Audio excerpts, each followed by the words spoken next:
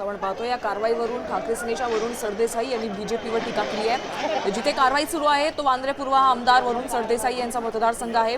जर हे बांगलादेशी होते तर मग 12 वर्षात कारवाई का केली नाही असा सवालही त्यांनी उपस्थित केलेला आहे। ही थेट दृश्य आपण वांद्र्यातली पाहतोय। स्थानिकांच्या दगडफेकीनंतर आता पोलिसांनी लाठीचार्ज केलेला आहे आणि ज्या जमावानं दगडफेक केलेली आहे त्यांना देखील आता ताब्यात घेण्याचं काम आपण पाहतोय पोलीस करतात। यामध्ये काही महिलांचा देखील समावेश होता। त्या महिलांनाही आता पोलिसांनी ताब्यात घेतलेला आहे। ही थेट दृश्य आपण वांद्रे परिसरातील पाहतोय।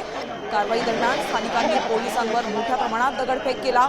अतिक्रमण हटवताना नागरिक आज अचानक आक्रमक झाले। दगडफेकीत काही पोलीस कर्मचारी जे आहेत ते देखील जखमी झाल्याची माहिती समोर येते। अतिक्रमण आज हटवण्यात आलं। आज अतिक्रमण हटवण्याचा दुसरा दिवस आणि आपण पाहतोय स्थानिकांचा रोष आज उफाळून आला। गरीबनगर परिसरात ही संपूर्ण कारवाई सुरू आहे। ज्या जमावानं दगडफेक केलेली आहे त्या जमावाला आता पोलिसांनी ताब्यात घेतलेला आहे। वांद्र्यात पोलिसांवर आज दगडफेक करण्यात आलेली आहे। गरीबनगर परिसरात रेल्वे प्रशासनाकडून आणि पोलिसांकडून अतिक्रमण हटाव ही मोहीम राबवली जाते। आज कारवाईचा दुसरा दिवस आहे। काल अगदी शांततेत ही संपूर्ण कारवाई सुरू होती, मात्र आज अचानक नागरिकांचा रोष पाहायला मिळाला आणि काही नागरिकांनी पोलिसांवर दगडफेक केली आहे। दृश्य पाहतोय आपण, काही महिलांना देखील पोलिसांनी ताब्यात घेतलेला आहे। या दगडफेकीमध्ये काही महिलांचाही समावेश होता।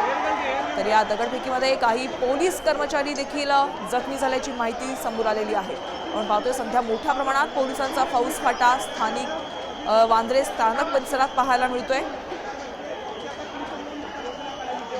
पोलिसांनी या नागरिकांची धरपकड केली आहे। कोर्टाच्या आदेशानंतर रेल्वे विभागानं अतिक्रमणावर कारवाई केली आहे।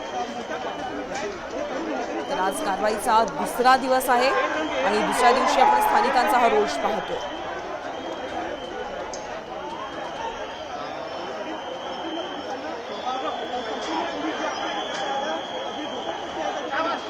वांद्र्यात स्थानिकांनी दगडफेक केली, त्यानंतर पोलिसांनी या स्थानिकांची